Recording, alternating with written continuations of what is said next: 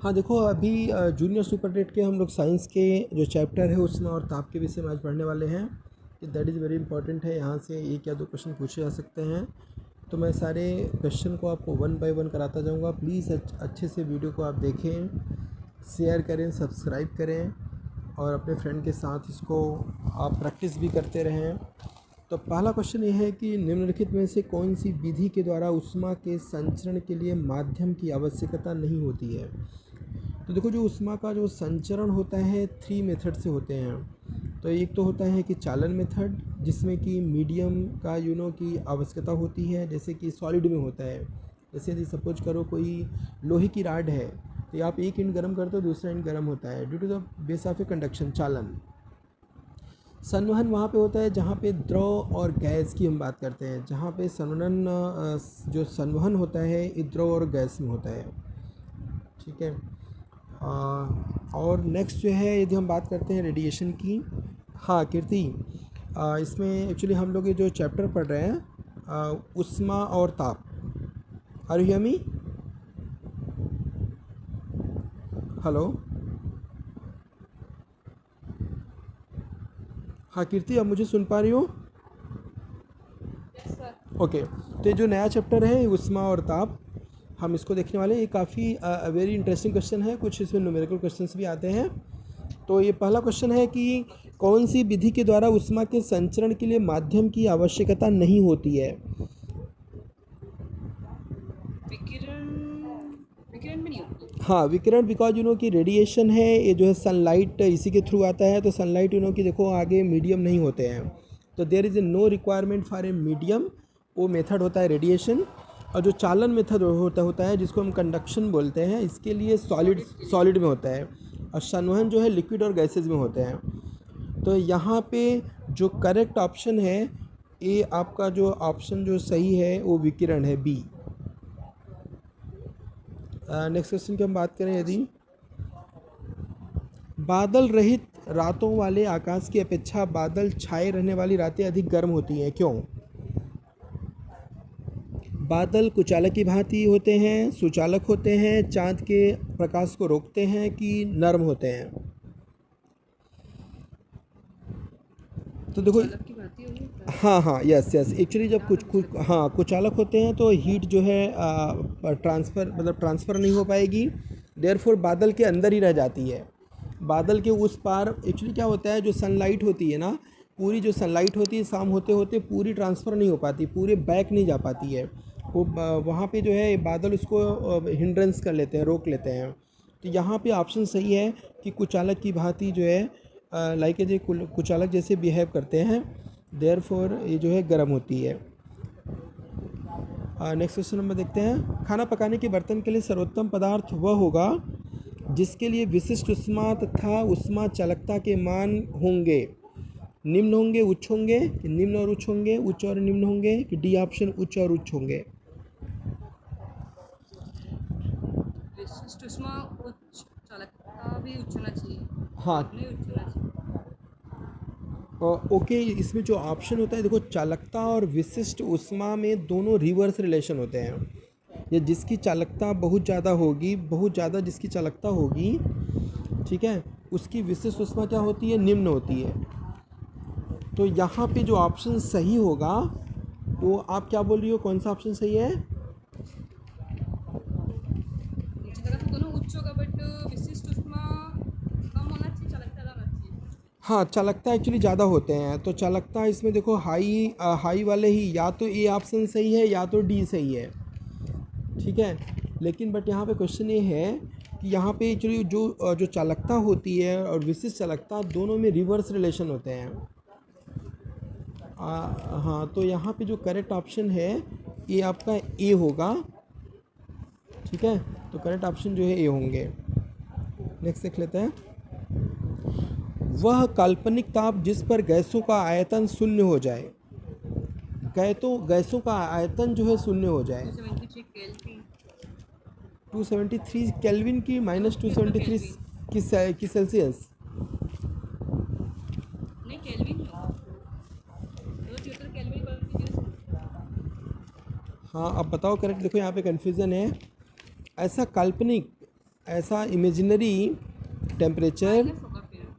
हाँ माइनस, अब देखिए यहाँ पे प्लस और माइनस दोनों में लिखे हुए हैं, यहाँ पे प्लस और माइनस दोनों में है। तो मैं आपको बता दूं, ऐसा काल्पनिक ताप जिस पर जो गैसों का आयतन जीरो हो जाता है, वेरी वेरी इंपॉर्टेंट क्वेश्चन है, 8 डिग्री सेल्सियस होता है, केल्विन नहीं होता, -273 डिग्री सेल्सियस। इस पे क्या होता है, हाँ यस, -273 डिग्री सेल्सियस पे जो उनकी जो काइनेटिक एनर्जी होती है गैस की, वो जीरो हो जाती है। वेरी वेरी इंपॉर्टेंट क्वेश्चन है। इसका करेक्ट ऑप्शन केवल -273 डिग्री सी है, नॉट केल्विन। इसको याद रख लेना। यस, कोई भी इमेजिनरी जितनी भी गैसेस हैं उनके जो वॉल्यूम है जीरो हो जाते हैं, क्यों? क्योंकि उनकी काइनेटिक एनर्जी जीरो हो जाती है। ठीक है, तो correct option is -273 degree C. Actually यहाँ पे बच्चे ही गलत करते हैं, केल्विन मार के आते हैं, जो कि गलत हो जाता है।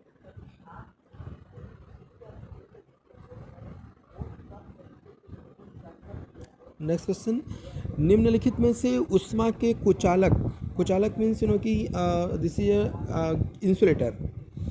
ठीक है, तो इंसुलेटर इसमें कौन कौन से हैं? एयर है, लकड़ी है, प्लास्टिक है, कॉपर है, ये सब। एक्चुअली देखो इसमें ऊन, लकड़ी, आयरन आ गया, ये तो कंडक्टर है। इसमें कॉपर भी है, कंडक्टर है, aluminium. Okay, option A is the correct option, correct. कभी भी जब भी एग्ज़ाम में, हाँ A option is correct option, जब भी एग्ज़ाम में आए तो वेरी चारों ऑप्शन पढ़ के ही टिक करना है, क्योंकि इसमें कभी कभी गलती होती है, हम चारों ऑप्शन पढ़ते नहीं हैं और फिर टिक कर देते हैं। यहाँ पे ब्लंडर मिस्टेक एक दो हो जाते हैं। नेक्स्ट क्वेश्चन देखते हैं।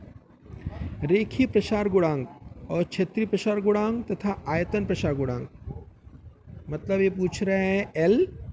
क्षेत्रीय प्रसार गुणांक मीन्स वॉल्यूम की बात कर रहा है।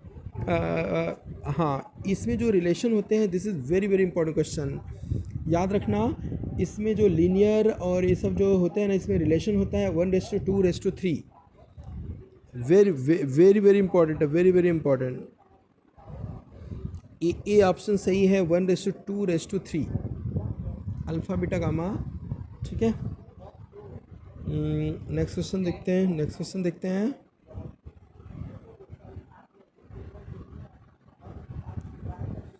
खाना बनाने के बर्तन में अभ्रक माइका का यूज होता है, क्यों? क्योंकि यह क्या होता है, याद रखना, अभ्रक ही एक ऐसा है, यस, गुड हीट का क्या होता है, सुचालक होता है, और विद्युत का कुचालक होता है। तो इसमें कौन सा ऑप्शन सही है? A option is the correct. Very very important question है। उष्मा का सुचालक होता है, ठीक है, हीट का कंडक्टर होता है, और जो इलेक्ट्रिसिटी का ये जो है इंसुलेटर होता है। A option is correct, this is most important question.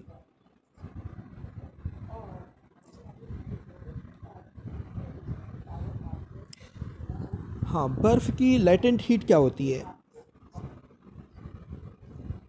इसमें काफ़ी कन्फ्यूज़न है, याद रखना। 80 कैलोरी पर ग्राम, यहाँ पे लोग किलो कैलोरी टिक करके आते हैं, यही गलत होता है।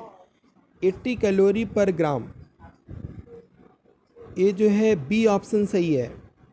जो आइस होती है उसकी जो लेटेंट हीट होती है 80 कैलोरी पर ग्राम होती है, ना कि 80 किलो कैलोरी नहीं होती है।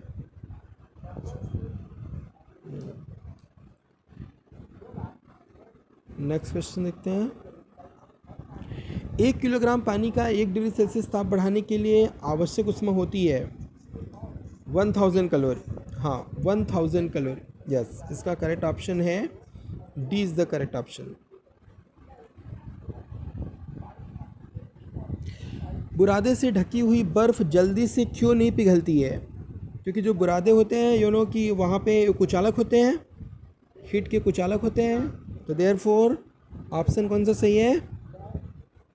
सी ऑप्शन सही है, C option is the correct option. Next question, किसी वस्तु में ऊष्मा चालन की दर किस पर डिपेंड होती है? ऊष्मा चालन की दर, सामग्री की सघनता, सामग्री के आयाम। सघनता पे डिपेंड करता है। हाँ, इसमें लिखा है नहीं करती है, लेकिन क्वेश्चन में करना है नहीं करती है।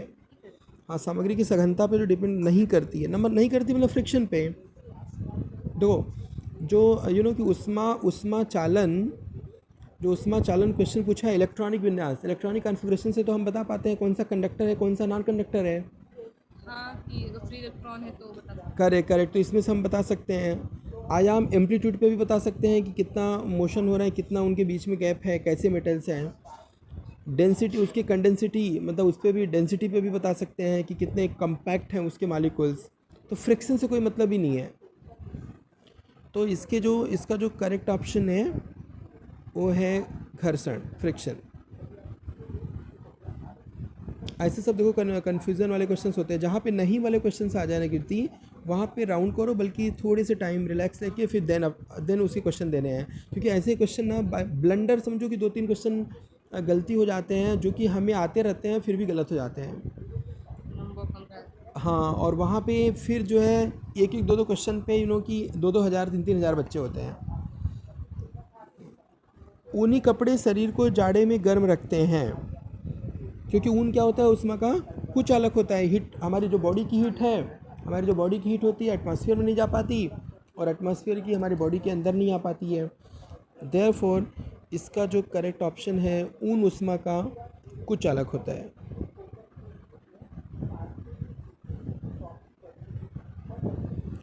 विकिरण द्वारा उष्मा का ट्रांसफ़र, स्थानांतरण मुख्य रूप से निर्भर करता है।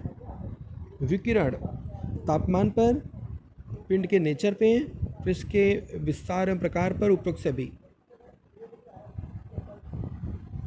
तापमान पे भी डिपेंड करता है। हाँ, टेम्परेचर, यस, टेम्परेचर पे डिपेंड, या हाँ उपरोक्त सभी, D option is the correct. क्योंकि नेचर कैसा है उस पर भी डिपेंड होगा कि मतलब कोल्ड है कि हॉट है, उसका एरिया कितना है। हाँ, तो इसमें जो ऑप्शन जो है इसका ऑप्शन डी ऑप्शन सही है सारे।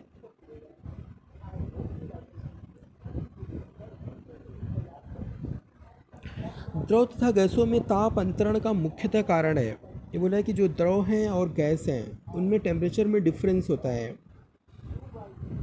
टेम्परेचर में उसमें डिफरेंस होता है। द्रव और गैसों में क्या अंतर है, कि क्या उनका क्या रीज़न है, बिकॉज ऑफ ए संवहन। क्योंकि आपको पता है ना, अभी मैंने बताया चालकता कहाँ पे आपने ही बताया, सॉलिड में होता है। संवहन कहाँ पे होता है, द्रव और गैस में होता है। रेडिएशन के लिए मीडियम की ज़रूरत ही नहीं है। तो यहाँ पे वही पूछा है, द्रव और गैस। द्रव और गैस कौन सा होता है, संवहन। B option is the correct, B option is the correct option. Next question देखते हैं। वह तापमान क्या कहलाता है जब एक ठोस वस्तु वायुमंडलीय दबाव पर पिघल कर द्रव बन जाती है, मतलब सॉलिड लिक्विड में कन्वर्ट हो जा रही है। सॉलिड लिक्विड, करेक्ट, उसको गलनांक, परफेक्ट, सही है। ठीक है, कोई भी यदि ये क्या लिखा है इसमें, वो वस्तु वायुमंडलीय दबाव पर पिघल कर द्रव बन जाती, हाँ द्रव बन जा रही है। ठीक है, तो द्रव मीन्स बनना, ये कौन सा है, मेल्टिंग पॉइंट है, गलनांक है। तो आपने करेक्ट आंसर, अगर वाष्प बनता तो वो बॉइलिंग है। Yes yes, correct correct, boiling. यदि वेपर के फॉर्म में कन्वर्ट हो जाते तो बॉइलिंग आता। नेक्स्ट क्वेश्चन देखते हैं। स्थिर अवस्था में ऊष्मा प्रवाह का तात्पर्य होता है, स्थिर अवस्था में मतलब बोथ आर, सपोज दैट कि कोई दो बॉडी हैं, दोनों स्टेबल हैं, मतलब दोनों कांस्टेंट हैं, उसमें ट्रांसफ़र होगा हीट का, नहीं होंगे। तो जो मतलब ये क्या होगा, इसका ऑप्शन सही है, ऊष्मा प्रवाह नगण्य हो, स्थिर अवस्था में दो बॉडी के बीच तापांतर न हो, ऊष्मा प्रवाह की दर स्थिर हो तथा ऊष्मा प्रवाह समय पर आधारित न हो। या C option is the correct, C option is the correct option.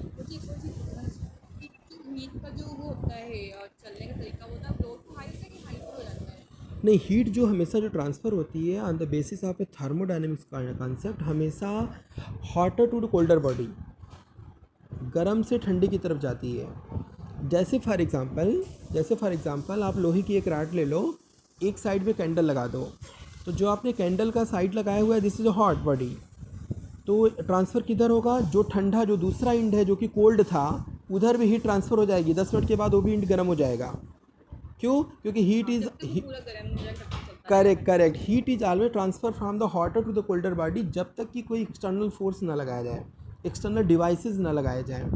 ठीक है, तो यहाँ पे ऊष्मा प्रवाह की दर स्थिर हो या ऊष्मा प्रवाह दर समय पर आधारित ना हो, तो C option is the correct option. इसका जो करेक्ट आंसर है वो सी है।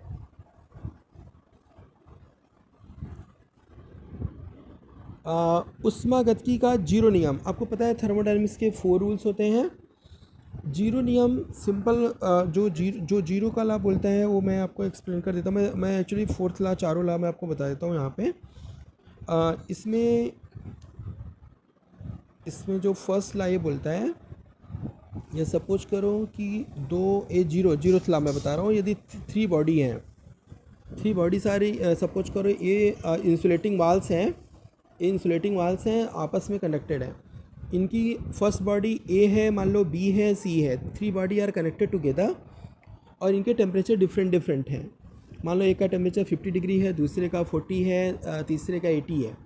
आफ्टर फ्यू टाइम ये तीनों बॉडी इक्विलिब्रियम में हो जाएंगे, तीनों की बॉडी का टेम्परेचर इक्वल हो जाएगा। जो वहाँ का रूम टेम्परेचर होगा, सपोज करो हमने कोई बॉडी 70 डिग्री सेल्सियस से लेके आया, कोई 50, कोई 40, हमने एक जगह कनेक्ट करके उनको कंबाइन करके रख दिया इंसुलेटर वाल से, तो वो जो तीनों बॉडी इक्विलिब्रियम में होंगे, तीनों का बॉडी का जो टेम्परेचर होगा इक्वल होगा। तो इसी को हम बोलते हैं thermodynamics first law, zeroth law, thermodynamics zeroth law. First law ये बोलता है कि energy is neither created not destroy, energy ना तो क्रिएट हो सकती है ना तो डिस्ट्रॉय हो सकती है, it is converted to the one form to the another form. Second law ये बोलता है कि जो हमेशा जो फ्लो होगा हीट का, हमेशा hotter to the colder body होगा, जब तक कि हम लोग एक्सटर्नल डिवाइसेस कुछ नहीं लगाते हैं। ठीक है, और 1 हो गए, सेकेंड हो गए, थर्ड हो गए, ओके। तो ये जो है जीरोथ लॉ हो गया, 1 हो गए, 2 है। थर्ड लॉ ये बोलता है जो एंट्रोपी होती है कंटिन्यूस इंक्रीजेस, किसी भी जो यूनिवर्स की एंट्रोपी है हमेशा कंटिन्यूस इंक्रीज हो रही है, मतलब इनके डिसऑर्डर बढ़ते जा रहे हैं। हमें लग रहा है कि यार सब चलो लाइट है, कंप्यूटर्स है, सब कुछ है, बट रैंडमनेस, अभी आज देखो पावर कट जाए तो लगता है यार कुछ नहीं है लाइफ में। तो ऐसी ही एंट्रोपी कंटिन्यूस इंक्रीजेज है, दिस इज थर्ड लॉ है। तो यहाँ पे जो करेक्ट ऑप्शन है, पहला ऑप्शन लिखा है कि 2 ऊष्मागतिकी प्रणालियाँ सदैव एक दूसरे के साथ ऊष्मा संतुलन में होते हैं। यदि 2 प्रणालियाँ ऊष्मा संतुलन में हैं तो तीसरी प्रणाली भी ऊष्मा संतुलन में रहेगी। यदि 2 प्रणालियाँ तीसरी प्रणाली के साथ ऊष्मा संतुलन में नहीं हैं तो भी एक दूसरे के साथ ऊष्मा संतुलन में रहेंगी। और फोर्थ ऑप्शन क्या बोल रहा है, जब 2 प्रणालियाँ तीसरी प्रणाली के साथ ऊष्मा संतुलन में हैं तो वे एक दूसरे के साथ ऊष्मा संतुलन में ही होती हैं। यही तो मैंने बताया ना, जब कोई बॉडी है तीसरे बॉडी के साथ जो है बैलेंस में है तो पूरा एक दूसरे के साथ कैसे होंगे, हीट बैलेंस होगा। तो D option is the correct option, इसका D option is the correct.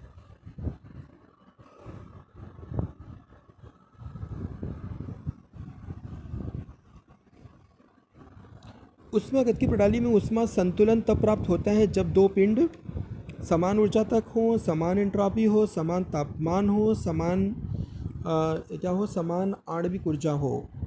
तीनों की इनका टेम्परेचर, हम टेम्परेचर की बात कर रहे थे, हम समान तापमान तक, क्योंकि because we are talking about the temperature की बात कर रहे थे ना, कि कोई 50 डिग्री है, कोई 60 डिग्री है, कोई 80 डिग्री है, डिफरेंट टेम्परेचर है।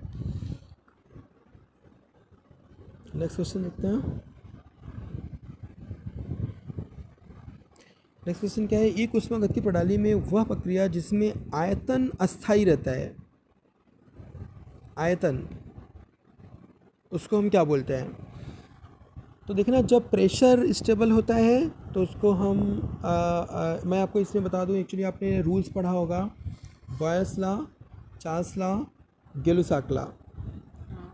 तो बॉयल्स लॉ में क्या होता है, बॉयल्स लॉ में temperature is the constant, temperature constant होता है और pressure is the inversely proportional to its volume.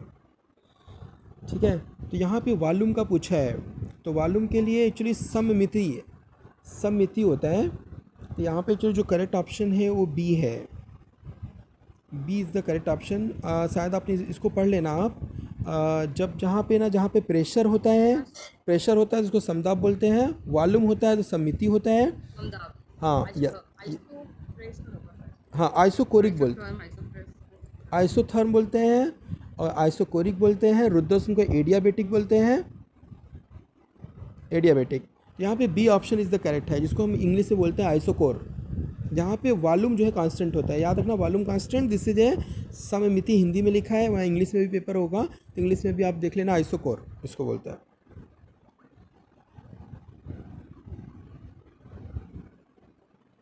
Next question देखते हैं। ऊष्मागतिकी के किस नियम के अनुसार ऊर्जा संरक्षण, कंजर्वेशन ऑफ एनर्जी, अभी मैंने आपको बताया First law. First law, yes yes, first law को ही बोलते हैं ऊर्जा, क्योंकि एनर्जी को ना तो क्रिएट कर सकते हैं ना तो डिस्ट्रॉय कर सकते हैं। इट मीन्स उसको हम कंजर्व कर सकते हैं। तो इसका जो ऑप्शन करेक्ट है वो है बी। ऊष्मागतिकी का कौन सा नियम, एंट्रोपी, एंट्रोपी को मैंने अभी बताया आपको। देखो जीरोथ लॉ में मैंने बोला कि यदि दो बॉडी इक्विलिब्रियम में है तो तीसरी बॉडी भी इक्विलिब्रियम में होगी। फर्स्ट लॉ मैंने ये बोला कि एंट्रोपी एनर्जी कंजर्वेशन का लॉ है, ना तो ट्रांसफ़र होगा ना तो डिस्ट्रॉय होगा। तीसरा मैंने बोला जो सेकंड रूल ये बोला गया है कि हमेशा, यस यस, इसका मतलब ये थर्ड है, तीसरा D option is the correct entropy. अब हम बात करते हैं नेक्स्ट क्वेश्चन की। यस, न्यूनतम ताप पॉसिबल है, अभी अब आपको बताया, जिसपे कि गैसेस का काइनेटिक एनर्जी जीरो हो जाती है, -273 C, not kelvin, C, yes, not kelvin, this is a C option is the correct. Next question हम लोग देख लेते हैं। नेक्स्ट क्वेश्चन ये है कि एक प्रयोगशाला तापमापी थर्मामीटर है, 55 सी और 56 के बीच 5 छोटे छोटे विभाजन प्रदर्शित करता है। आपने थर्मामीटर देखा होगा। देखो थर्मामीटर जो हम लोग बॉडी का टेम्परेचर मेजर करते हैं, जो लैब में यूज़ करते हैं, डिफरेंट होता है। जो हम बॉडी का टेम्परेचर यूज़ करते हैं उसमें 35 सी से कितने तक होते हैं, आपको पता है 35 सी से कितने तक होते हैं? मुझे ऐसा पता है कि नॉर्मल टेम्परेचर ह्यूमन का 37 डिग्री सेल्सियस होता है। हाँ ओके, 40 तक होता है, जहाँ तक 40 डिग्री सेल्सियस।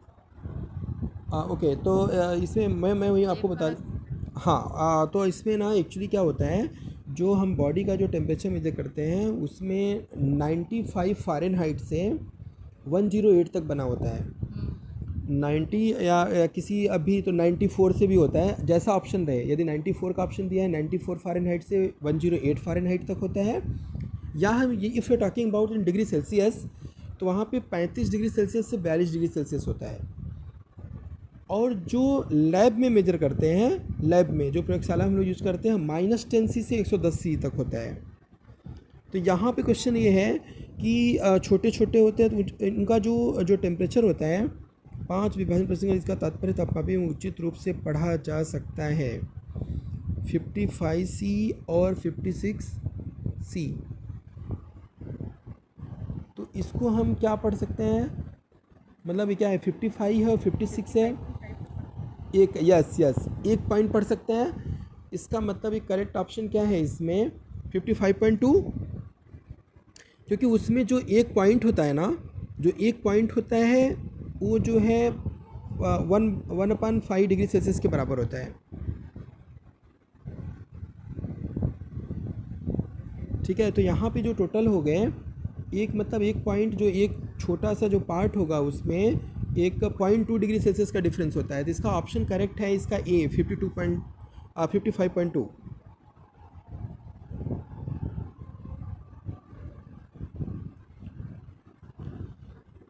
अब यहाँ पे देखिए वही सेम क्वेश्चन पूछा है कि क्लिनिकल थर्मामीटर, मतलब जो जिससे हमारी बॉडी की टेम्परेचर मेजर होती है, तो इसमें बोल रही है कि वो कौन सी सावधानी शिक्षक ने गलत बताई है। थर्मामीटर को प्रयोग से पहले बाद में गर्म पानी से धोना चाहिए, नहीं, गर्म पानी से नहीं धोना चाहिए।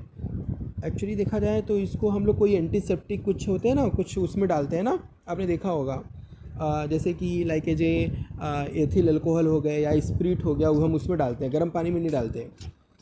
डॉक्टर को आपने देखा होगा स्पिरिट में रखता है वो। दूसरा, थर्मामीटर को पढ़ते समय बल्ब की तरफ से नहीं पढ़ना चाहिए। उसको पकड़ना चाहिए। एक्चुअली उधर से ही हम लोग पकड़ते हैं बेसिकली। तो यहाँ पे वही पूछा है कि कौन सा गलत है। तो पहला ये है कि गर्म पानी में हम लोग नहीं धोना चाहिए, उनको हम लोग स्पिरिट में रखना चाहिए, एथिल अल्कोहल में रखनी चाहिए।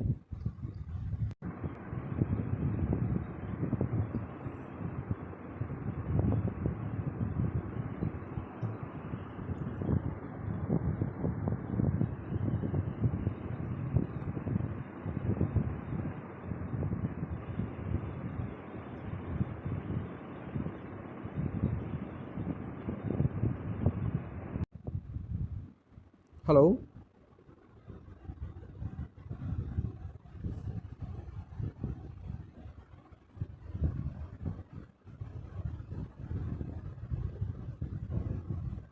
हाँ कीर्ति सुन पा रही हो?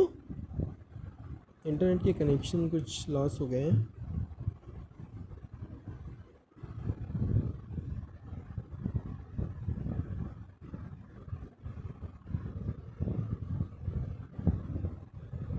Hello Kirti, are you hear मी?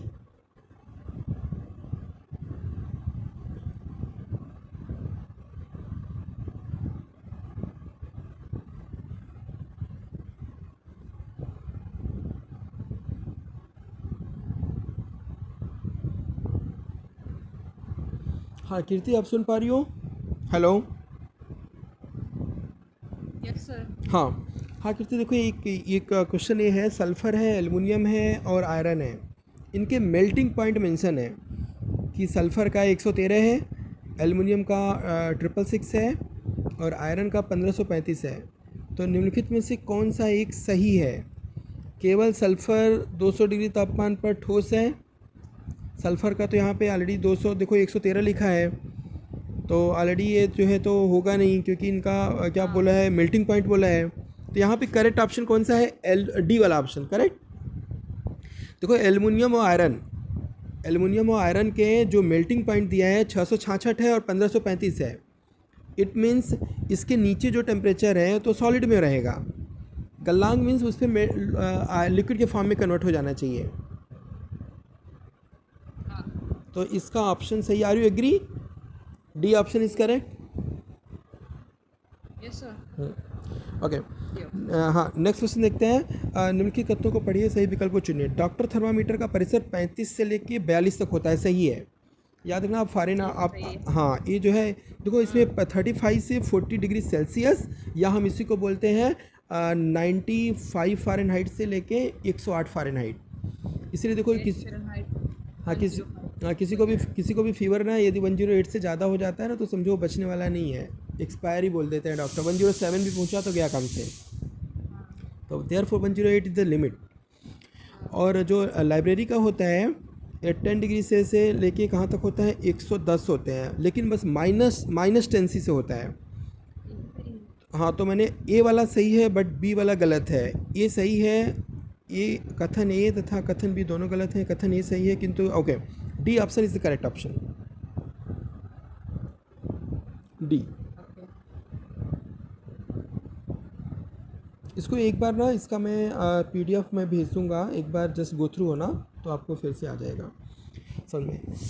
निकाय के ताप में परिवर्तन 50 डिग्री सेल्सियस है, केल्विन स्केल पर ताप में परिवर्तन बताओ। देखो इसमें क्वेश्चन पूछा है 50 डिग्री सेल्सियस। जब डिग्री सेल्सियस से जब डिग्री सेल्सियस से उसमें केल्विन में कन्वर्ट करना हो तो 273 में हम ऐड कर देते हैं, करेक्ट। तो 273 और +50 प्लस करना पड़ेगा। हाँ +50 हमने ऐड कर दिया तो कितने हो गए?